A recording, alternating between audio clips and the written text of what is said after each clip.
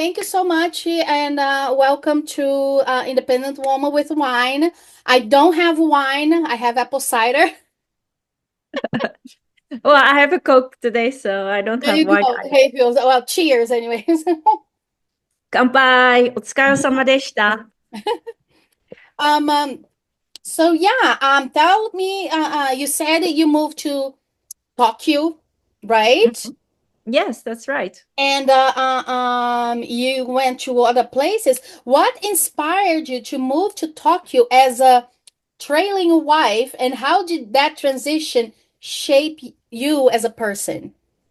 Well, basically, at the time I was married to a Japanese husband, Uh-huh. and he grew up here in the Netherlands. So he always went to Dutch school, always had Dutch friends.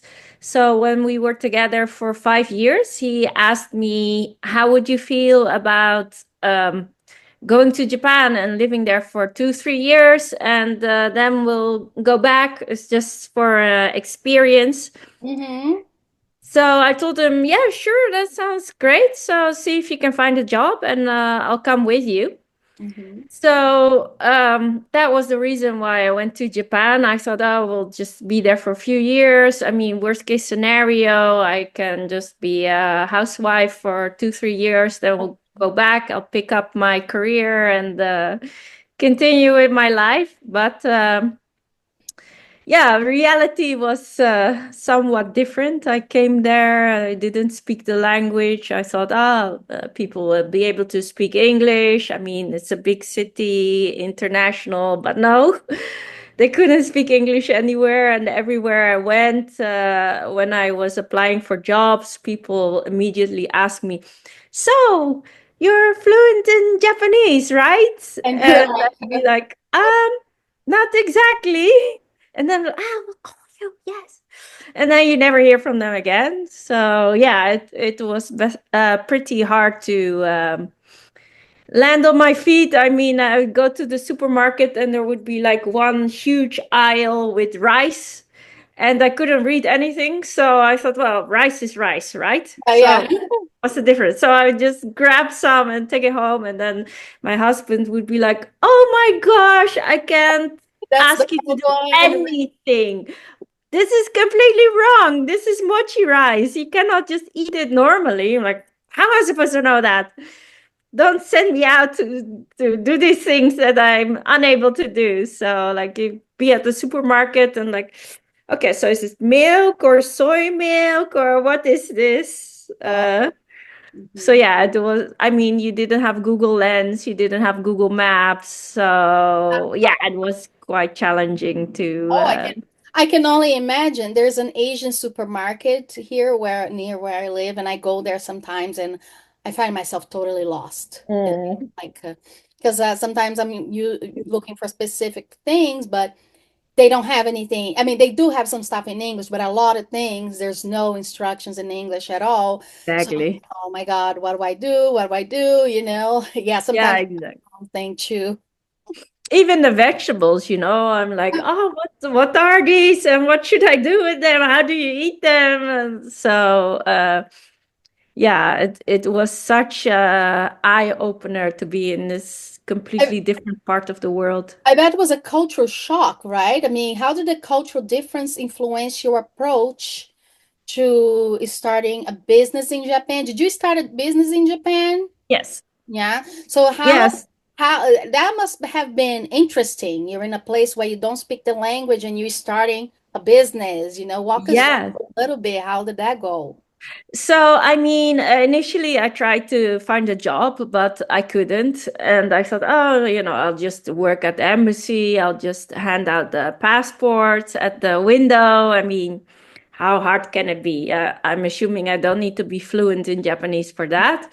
But even there, they were like, no, no, you need to be fluent in Japanese because you need to be on the phone and you have to arrange things. So you need to, it's not just sending out the passport, you need to do more than that. So that didn't work. So I thought, oh, I'll just learn Japanese.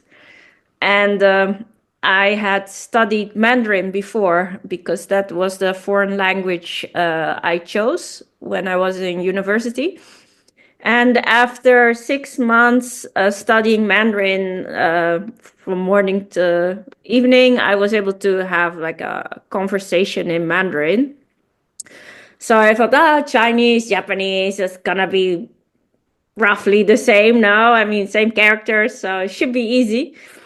But That 2 years easily? in, no, it's super hard because grammar wise, Chinese is quite similar to English, even a bit easier than English, I would say. Um, but Japanese is totally different. And in Japanese, you have many levels of politeness. So you can say the exact same thing in like 50 different ways. And you have a lot of verbs that have just a slightly different meaning. Uh-huh. So it changes everything. So it's very nuanced and it's more about what you don't say than what you say. So yeah, Japanese is totally different from Chinese. Chinese is super direct. In Chinese, you just say "buyao" or "buyong." I don't want it. I don't need it. So that's not need, not want.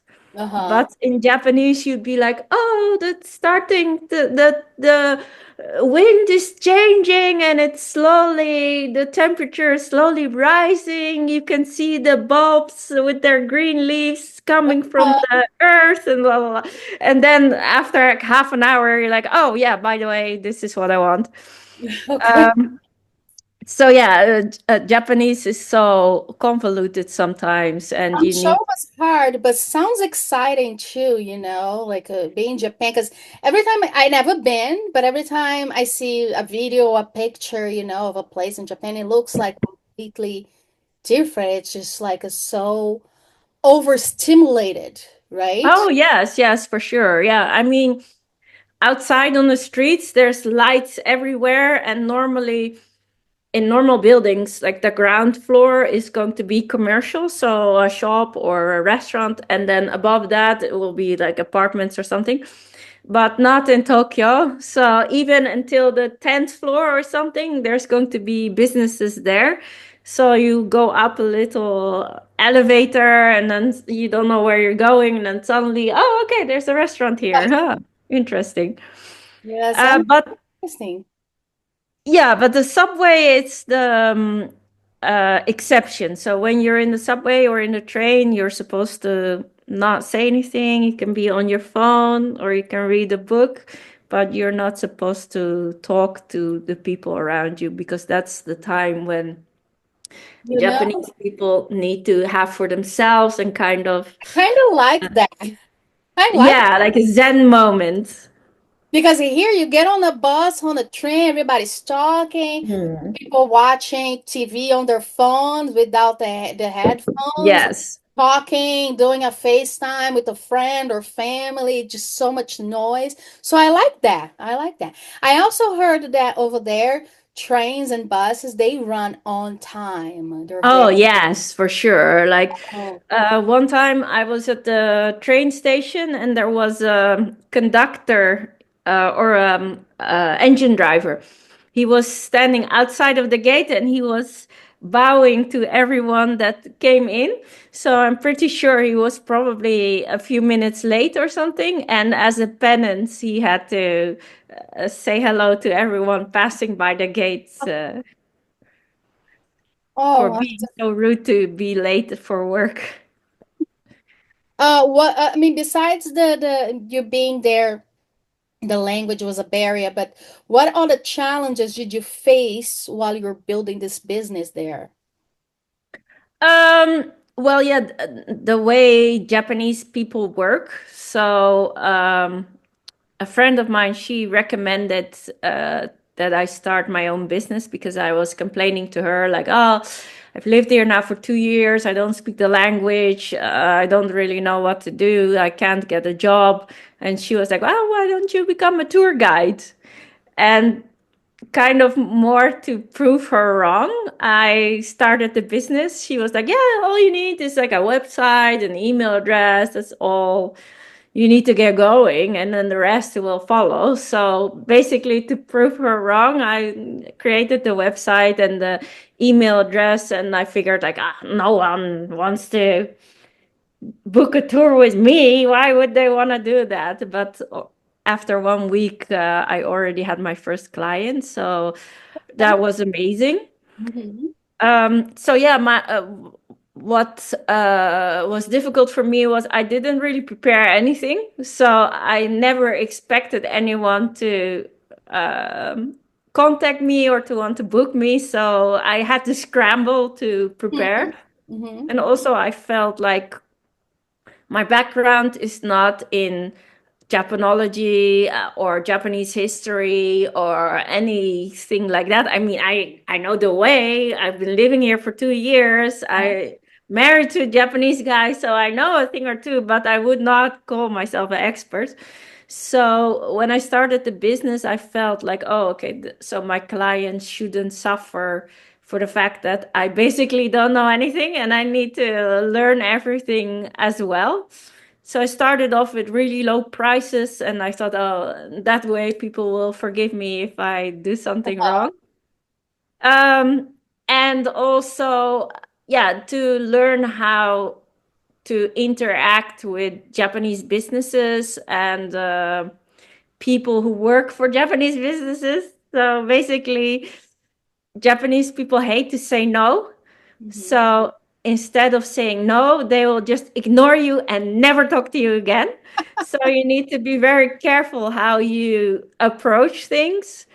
And also, like I said, you cannot just send an email and say, okay, so I would like to have a bus on this and this date and for so many people and la la la. No, you need to really start off with, oh, yes, and the weather, and it's becoming spring and la la la.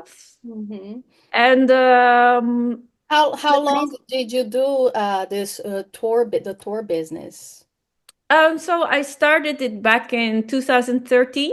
Mhm. And then 2020 came around. So during COVID, of course, I didn't get any business. It was supposed to be the best year ever because of the Olympics, but it turned Oh, out to be the worst year ever. I know.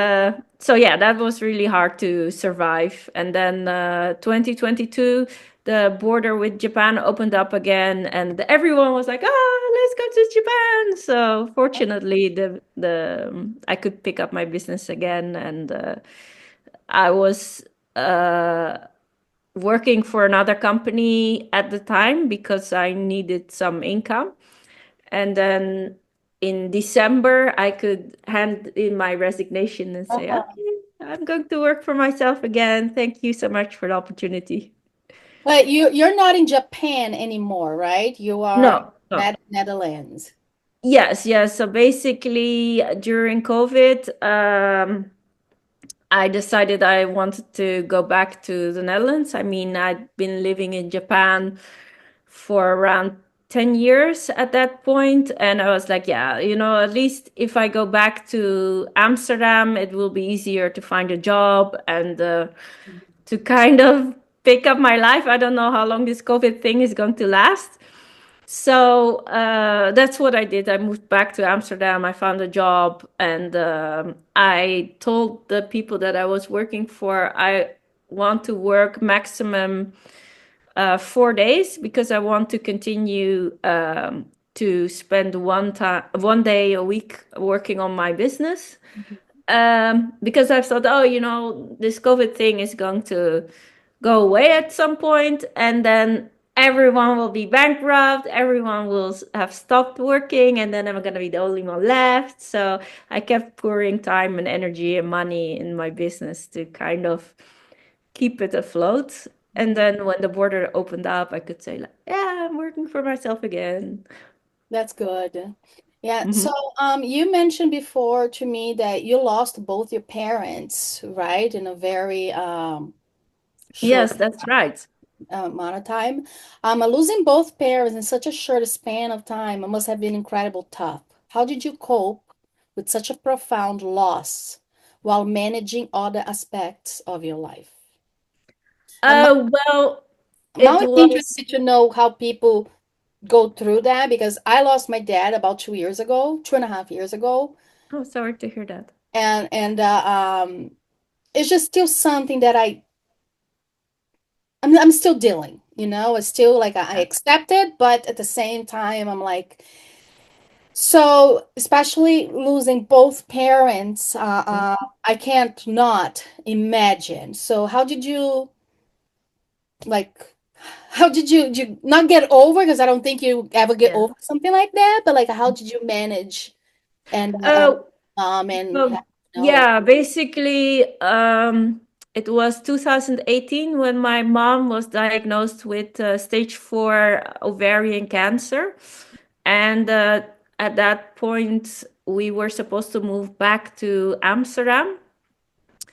My husband had accepted another job for the same company, and he was supposed to start work in London actually, and then move back and forth. So I had gone on ahead, um, so my daughter could get settled in school, and he needed to train the new guy, and then a few months in, he would be able to join us. Um, and my mom was supposed to have 3 months left to live, but it turned out to be 3 weeks. Um, so at that point, I had asked one of my guides if she wanted to buy the tour guide business because that's what I set up. I first started off doing the tours by myself and then slowly started to move more to the background, started hiring other people to do the tours for me. So I asked her, would you consider buying the business? And she said, no, that's a terrible idea. But I would be interested in being your partner. So I thought, well, that might be interesting. What do you have in mind? So then from that point onward, we were in a 50-50 partnership. So that really helped me with the business because it was kind of the water was going over my head, so to speak. yeah, So it was really nice to have her on board and help me out with the day to day. And then in October, I went back to Japan because I was supposed to arrange the containers with all the furniture to go to Europe. And my husband said, "Oh, actually, you guys can stay. You don't have to go back." Sort of, stay? What do you mean? We're moving to Amsterdam. Of course, I'm not going to stay. He said, "Oh, no, no. Actually, the move is off." Like, the move is off? What do you mean the move is off? Our daughter's going to school in Amsterdam. We're moving there. This is ridiculous.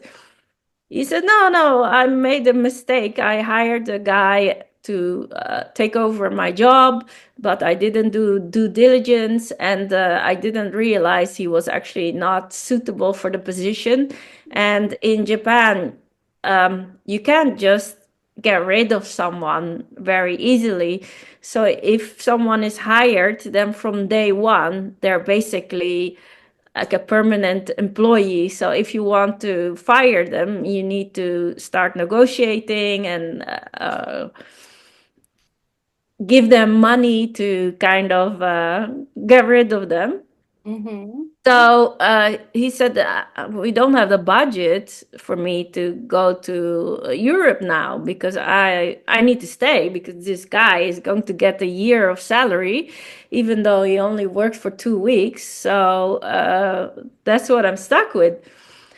So you guys can come back." I said, "No, I'm not coming back. I mean, my father is going to pieces, and our daughter just started school. I can't just rip her out from school and just expect her to start in Japan without having arranged anything. If you want me to come back, I need at least a year to arrange that." And finally, he said, "Okay, fine, you do that."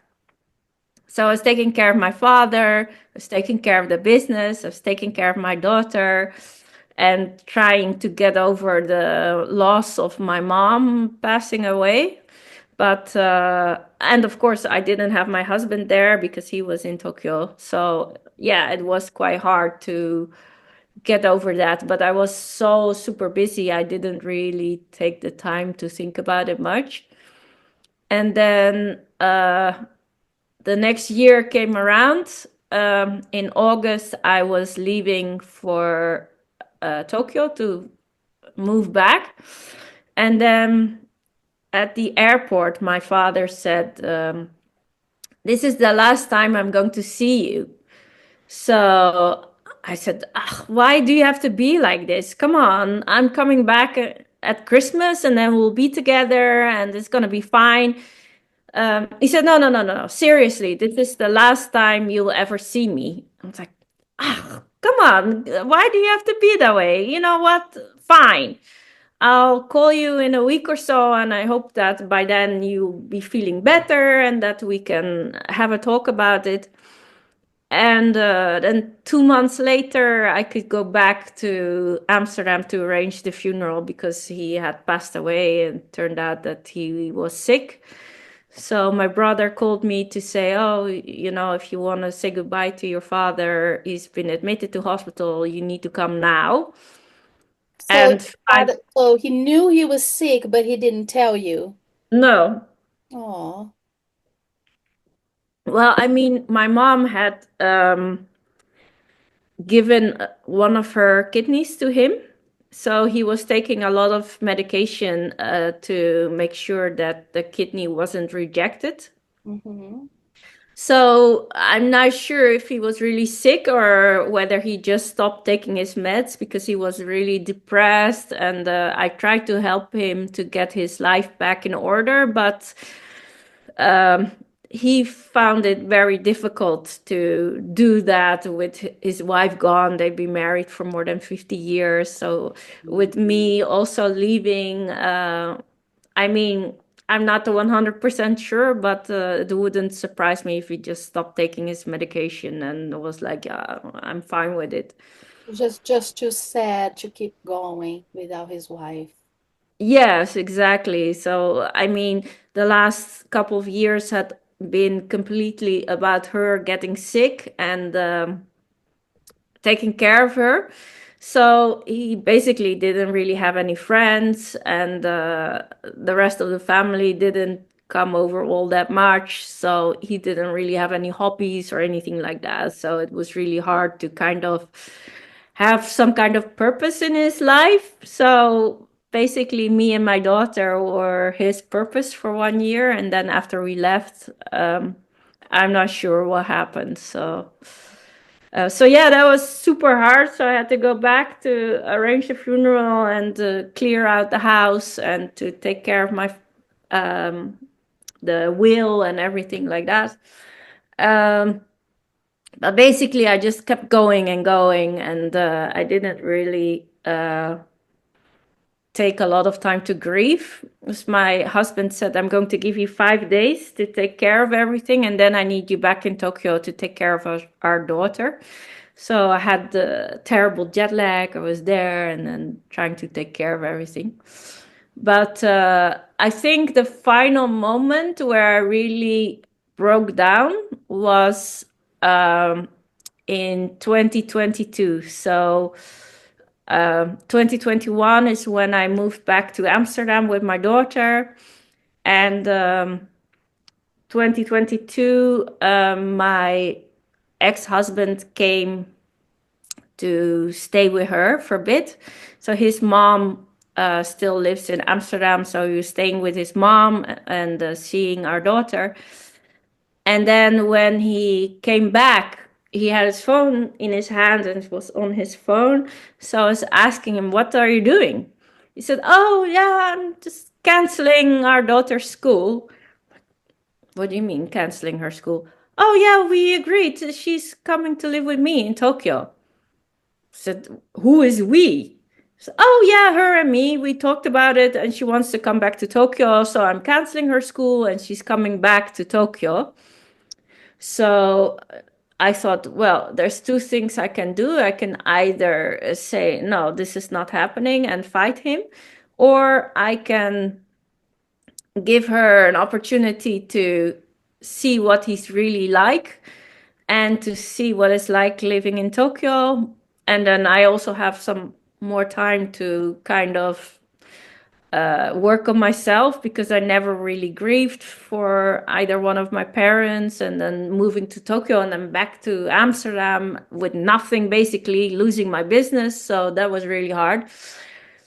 Um, and also, I thought maybe my daughter will resent me at some point, like, oh, I had this wonderful opportunity to go back to Tokyo, but you messed it up, and because of you, I can't be happy or something like that.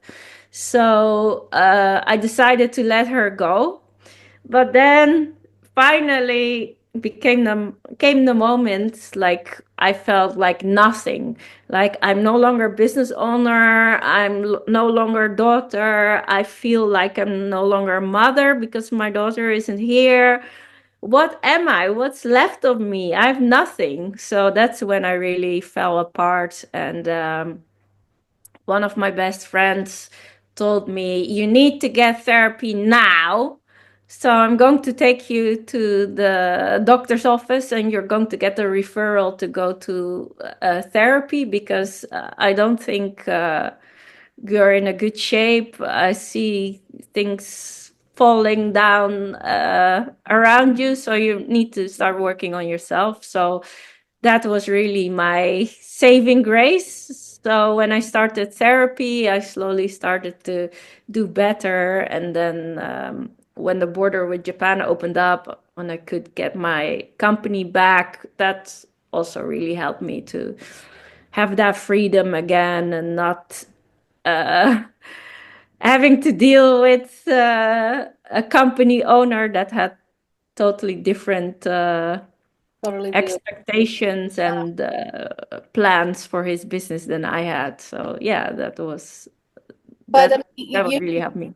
you said that you fell apart on that moment, but Mhm. seems that like now you came back on top. It seems like you're on top of things now, you Mhm. know? And sometimes we have to get all the way to the bottom, right?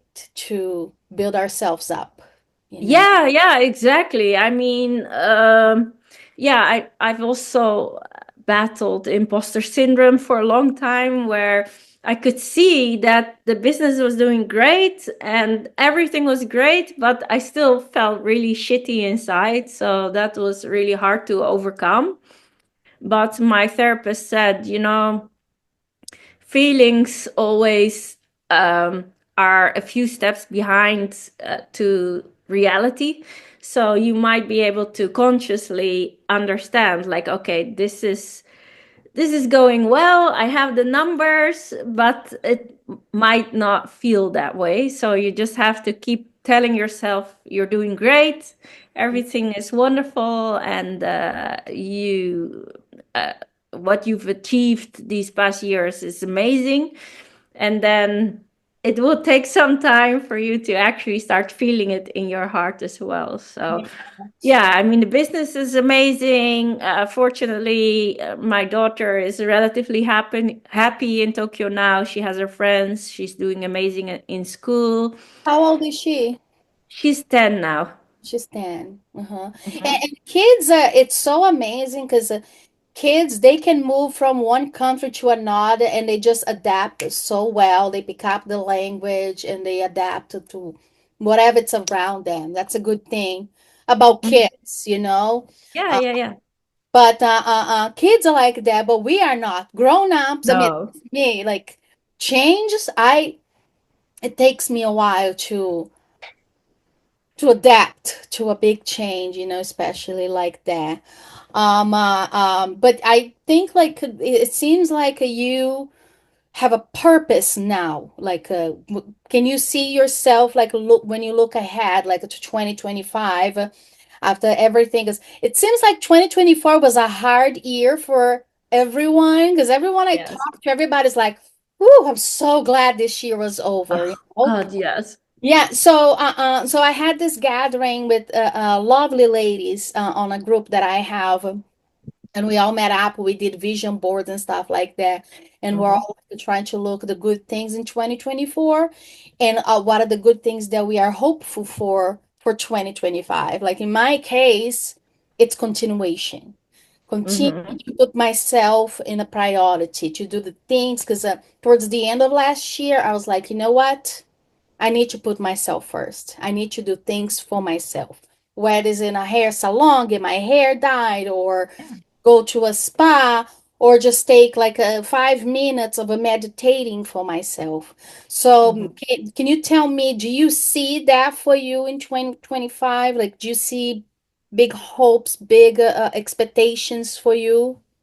Oh yeah, yeah. I mean, I started some projects with some partners. So I'm working on a real estate company in Colombia. I am writing a guidebook for Japan, which is almost finished. I'm working on another new company where I'm going to offer package deals to Asia. So, not just Japan, but also Korea, China, Vietnam, some other places. So yeah, I mean, I wasn't feeling very well the first few weeks of January, but now I'm feeling great again, and I'm looking forward to pick up my project and see where they go.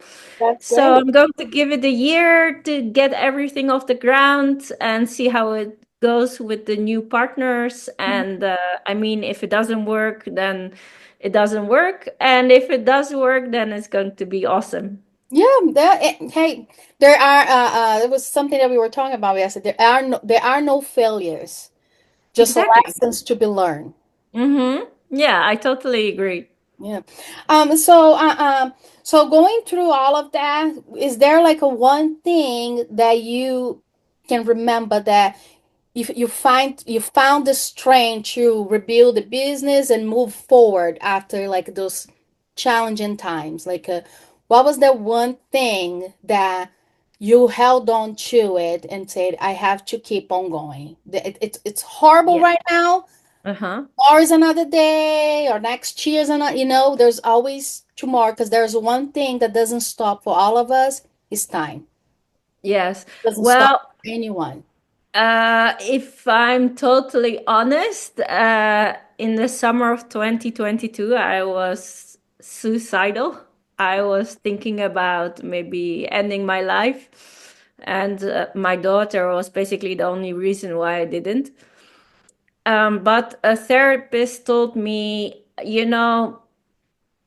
it is up to you to decide if you want to do that or not, but try to wait doing that for tomorrow, and tomorrow see how you feel and try to do that again. So basically taking things one day at a time. um, and also I've been more forgiving towards myself. I've been very hard on myself and always pushing myself. So I've learned that it's okay to take a break and to accept that certain days are just really shitty and you feel like shit and you can't really get anything done. So it's fine to just feel those feelings and to realize, like, oh, today it's just not going to happen. Just so do whatever you can and try to do at least the most important things, and the rest is fine. You can just keep that for tomorrow or whenever you feel like it. And then when you feel like you can handle it again, you just revisit it, because it's very important to just keep going and don't give up on your dreams and don't give up on your goals. And just pick up your plans and they'll be waiting for you by the time you're ready for it. And then as long as you're consistent and try to keep going, everything is going to be amazing. Yeah. I usually say that I am my worst enemy. Yes, I correct. always have that negative voice inside my head. Mhm. Oh, you're so stupid. Why did you do that? Why did you open your mouth and did that? Why did you do that? And it's a constant learning, for Yes. not just me, I think all of us, just like always trying to remind ourselves to be kind to ourselves. No, Yes. we have to be kind to ourselves. I have some affirmations that sometimes I look at it. There's a one that says, it's okay if today the only thing that I did was get out of bed. Exactly. Even if you can't manage that, even if you stay in bed all day, then that's fine too. There You are did it. certain If you, days. yeah, Yeah. if you stay in bed all day, hey, your body needed that. Your Yes. mental health needed it. Give yourself that. Don't judge because when I've done that, I'm like, oh my God, I wasted a whole day. But now I'm like, no, I needed that. My Mhm. body, my mind, my soul, whatever. I needed that. So take it, relax, enjoy the bed, or. Yes. And that's it. Yeah, exactly. And then first focus on yourself, focus on what you need as a person, and then slowly start to look at your environment. Like, what can I do to make myself feel better? Mm-hmm. And then later you can focus on your business or work or whatever. But just do the most important things first, then focus on yourself, and then focus on everything else. It's like what they say when the plane goes down and when it's crashing, they say you need to put the mask on your own face first before you can put it And on yeah, yeah. someone That's else. why we gotta think of that.